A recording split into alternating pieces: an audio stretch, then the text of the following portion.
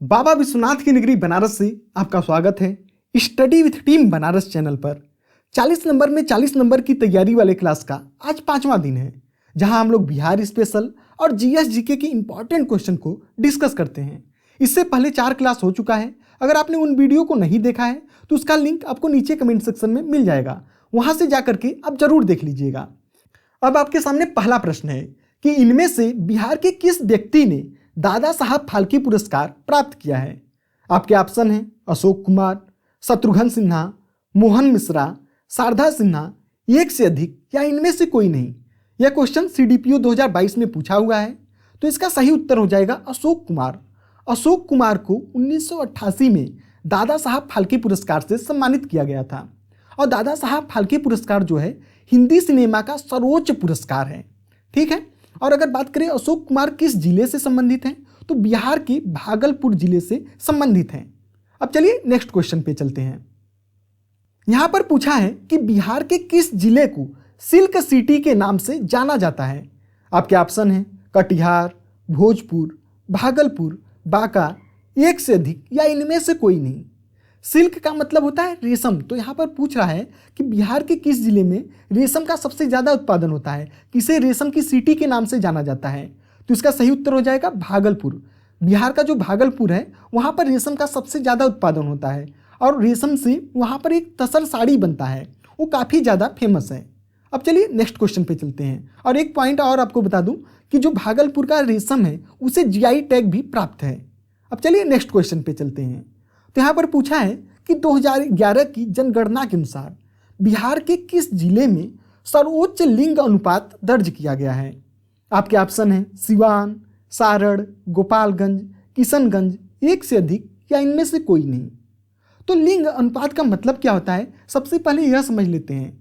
तो लिंग अनुपात का मतलब होता है कि किसी भी जनसंख्या में पुरुष और महिला के बीच में कितना का रेशियो है। तो यहाँ पर पूछ रहा है कि सर्वोच्च लिंग अनुपात कहाँ पर है, तो इसका सही उत्तर हो जाएगा गोपालगंज में।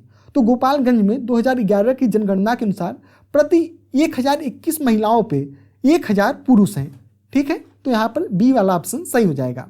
अब चलिए नेक्स्ट क्वेश्चन पे चलते हैं। इसी क्वेश्चन को देखिए थोड़ा सा घुमाकर पूछ लिया था 67th बीपीएससी में।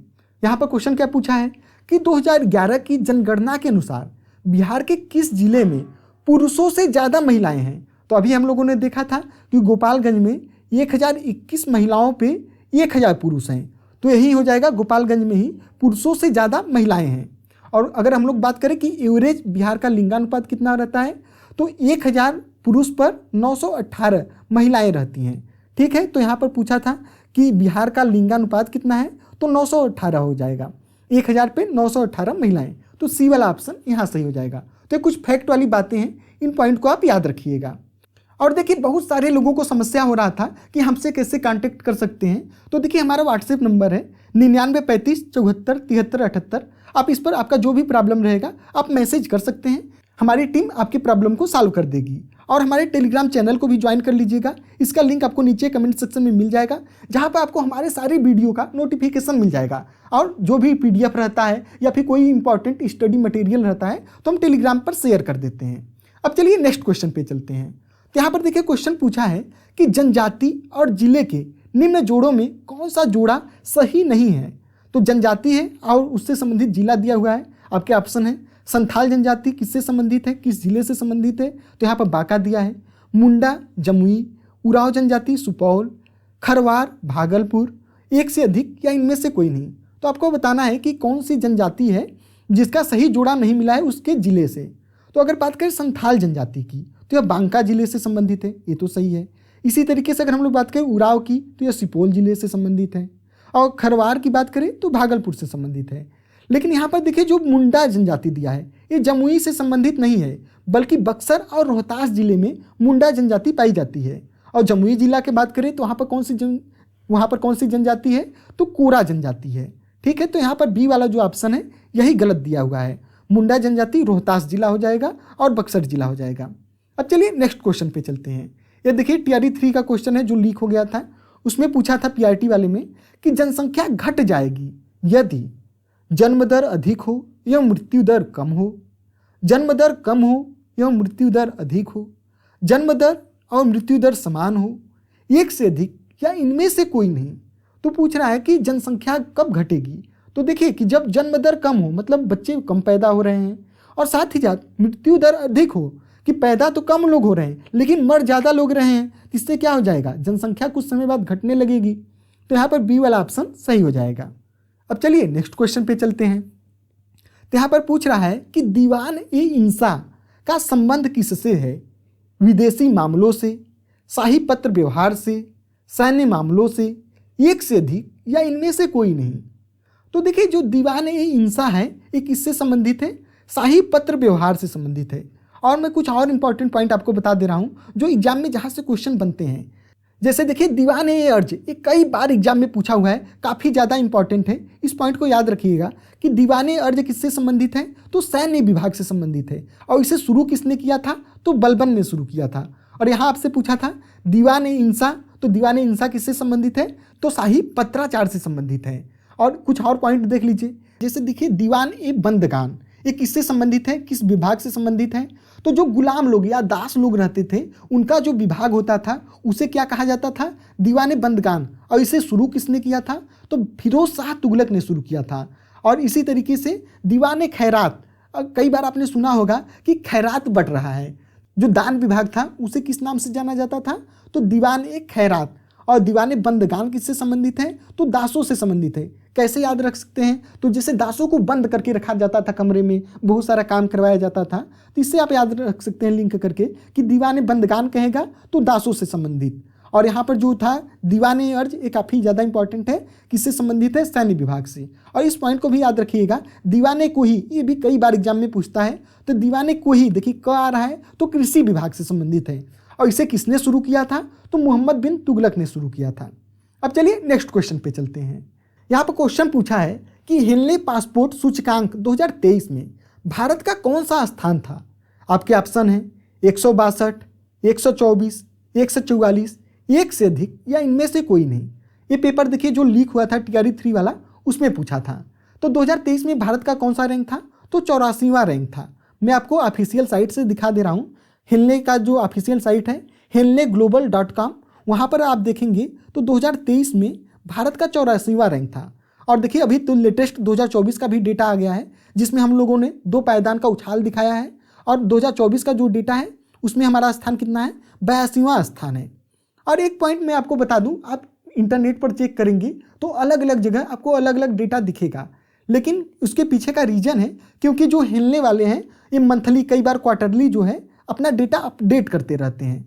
और बात करें कि 2024 का जो रैंकिंग आया है उसमें पहले स्थान पे कौन कौन से देश हैं, तो फ्रांस हो गया, जर्मनी हो गया, इटली, जापान, सिंगापुर और स्पेन जो है, ये देश को पहला रैंक प्रदान किया गया है क्योंकि इनको टोटल 194 ऐसे देश हैं जो वीज़ा फ्री एंट्री देते हैं। मतलब आपको सिर्फ जैसे फ्रांस के देश का अगर आपके पास पासपोर्ट है तो पासपोर्ट ले जा करके आप 194 देशों में वीज़ा फ्री एंट्री कर सकते हैं। और भारत को कितने देशों से वीज़ा फ्री एंट्री मिला हुआ है, तो अभी हम लोगों को 61 ऐसे देश हैं जहां पर अगर आपके पास सिर्फ भारत का पासपोर्ट रहेगा तो 61 देशों में आपको वीज़ा की आवश्यकता नहीं होगी, आप वहां पर जाकर के ट्रेवल कर सकते हैं। अगर हम लोग बात करें 2024 में रैंकिंग की तो अभी 82वां रैंक है। ये रैंक देखिए अपडेट होते रहता है, इसलिए ज़्यादा आपको परेशान नहीं होना है। अब चलिए नेक्स्ट क्वेश्चन पे चलते हैं। यहाँ पर पूछा है कि भारतीय मुद्रा के किस नोट के पीछे मंगलयान का चित्रित है। ठीक है, तो कहने का मतलब है कि भारत के किस नोट पर मंगलयान का चित्र रहता है। 10 रुपये के नोट पर, 2000 रुपये के नोट पर, 50 रुपये के नोट पर, एक से अधिक, या इनमें से कोई नहीं। तो देखिए जो 2000 का नोट है उसमें हमें मंगलयान का फोटो देखने को मिलता है। अभी तो फिलहाल देखिए 2000 का नोट आपको देखने को मिलता नहीं होगा। और इससे रिलेटेड कुछ और मैं आपको इन्फॉर्मेशन दे रहा हूँ जो आपका री एग्जाम होने वाला है या फिर TRE 4 का एग्जाम होने वाला है, यहाँ से क्वेश्चन बन सकता है। तो अगर हम लोग बात करें कि 2000 के नोट पर मंगलयान तो हम लोगों ने देख लिया, और इसका अगर कलर पूछे तो कलर देखिए गुलाबी तो दिखता है लेकिन एग्जैक्टली रंग क्या कहा जाता है, इसे मजेंटा कलर कहा जाएगा। और इसका साइज क्या है, तो 66 मिलीमीटर गुणे 166 मिलीमीटर है।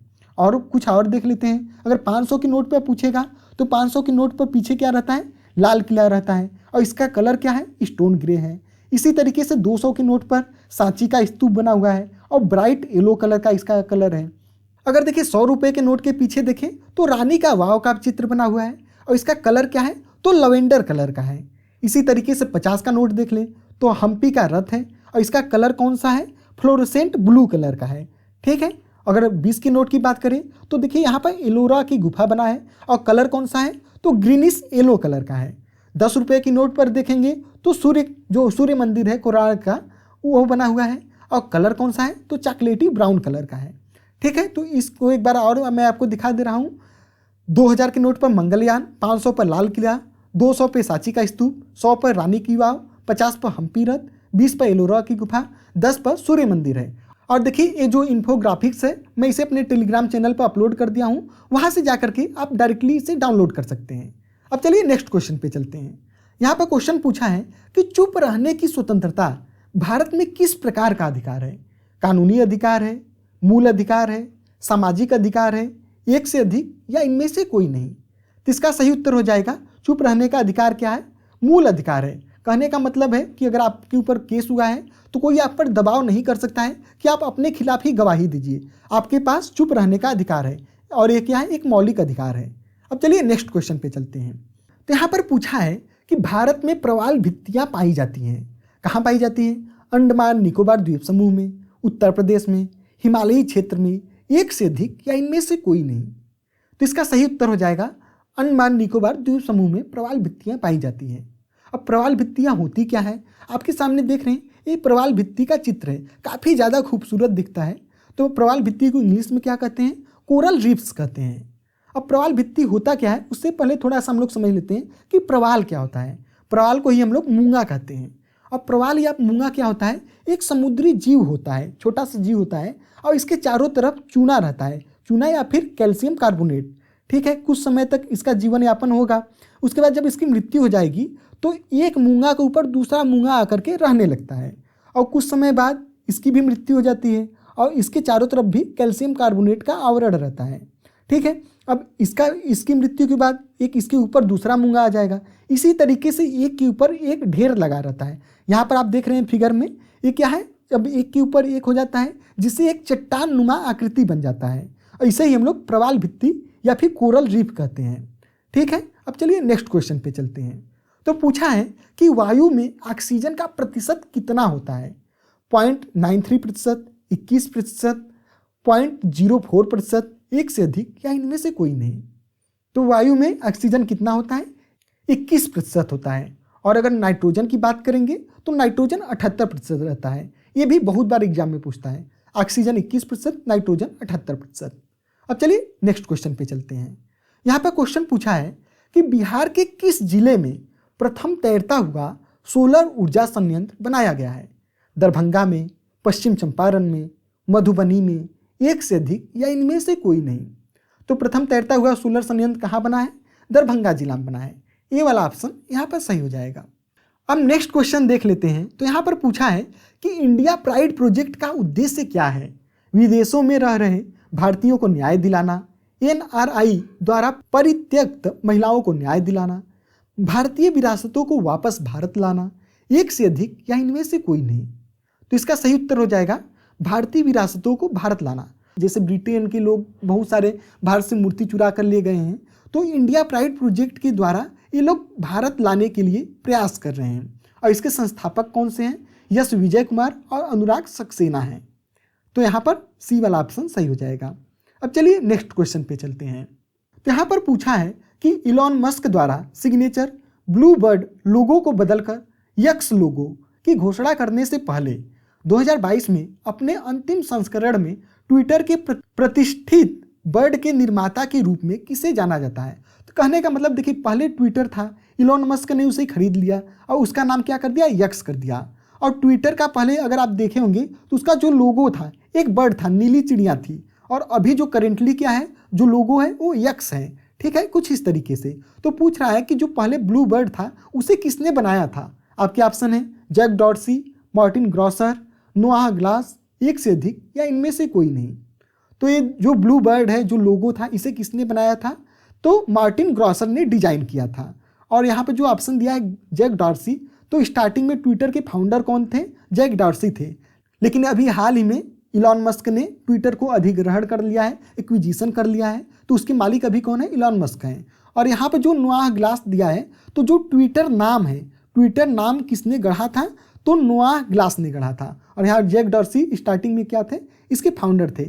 और देखिए अभी कुछ दिन पहले जो एक पेपर हुआ था टीआरई का ही, उसमें पूछ लिया था कि ट्विटर के अभी सीईओ कौन है? तो लिंडा याकारिना है। ठीक है, ट्विटर के सीईओ कौन है? लिंडा याकारिना है। ठीक है, तो इस तरीके से देखिए हम लोगों ने बहुत सारे इंपॉर्टेंट क्वेश्चन को डिस्कस कर लिया है। आपको यह वीडियो कैसा लगा नीचे कमेंट करके जरूर बताइएगा। धन्यवाद।